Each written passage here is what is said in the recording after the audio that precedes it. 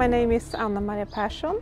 I'm a project coordinator at the Sámi Council. I'm a project leader for a project called Wetlands in Sápmi. And we are working with two herding communities, reindeer herding communities on the Swedish side of Sápmi, where we have a co-production approach. There is so much going on with the traditional lands. We have mining companies, forestry, predators, climate change, tourism, infrastructure, and it eats the land.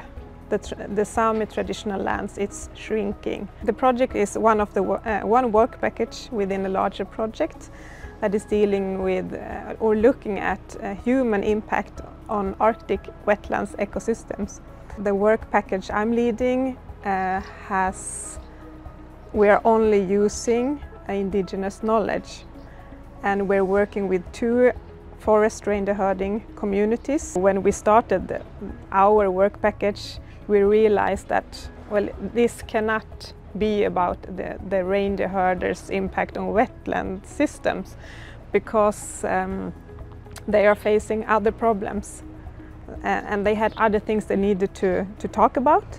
So we ended up in kind of creating a communication tool for them to describe like the present use of wetlands or of their traditional lands, including wetlands, how it looks today, and then a third, how the future look like in the same area.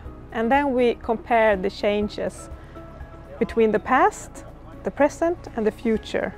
And the herders are telling the stories about how the land has changed and how they are forced to adapt and change the herding practices. You had different generations sitting together and discussing and remembering and talking about how they are using how was the practices before. So this older man, he could tell about that. The older reindeer herder, he had a lot of information and knowledge that only he knew. So that's also one aspect that is very good, and they expressed that because of this workshop they got this information and knowledge and experiences from him, and it's recorded and it's there now.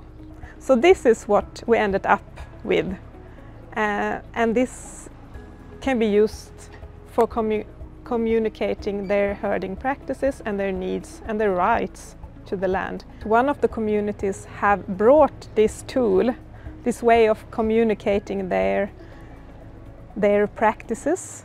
They have used the tool on their own initiative with the municipality when they are describing their herding practices and what they are facing and what struggles, and if they put something here, like I don't know, snowmobile trucks, if they will put that in this area, that will affect the reindeer husbandry work here, and in half a year that will affect something happening over there. So it's a way of describing the cumulative effects from some kind of event or encroachment or whatever happening in this space. So to say something about why it was successful, it's very smart to have a project coordinator that has 1 foot in academia and 1 foot, in this case, from reindeer husbandry. Like, you need to have some certain level of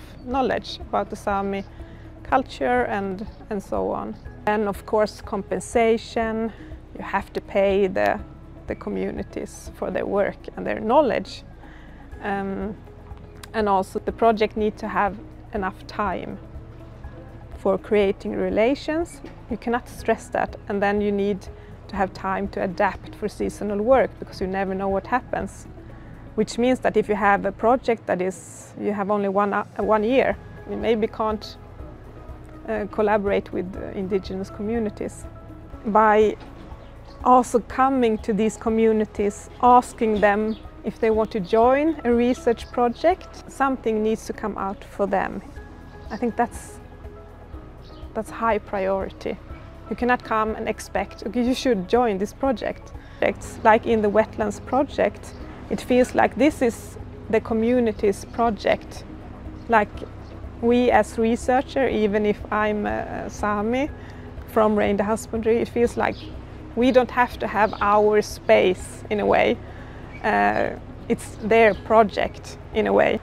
We're always talking about kind of reduce the power imbalance between indigenous communities and scientific researchers, with the aim that these two knowledge systems should be equal. But sometimes maybe it's also possible that we can lift the indigenous knowledge system. It can also be higher. So that is very important in my opinion, and the Summer Council also, to have projects where our communities can benefit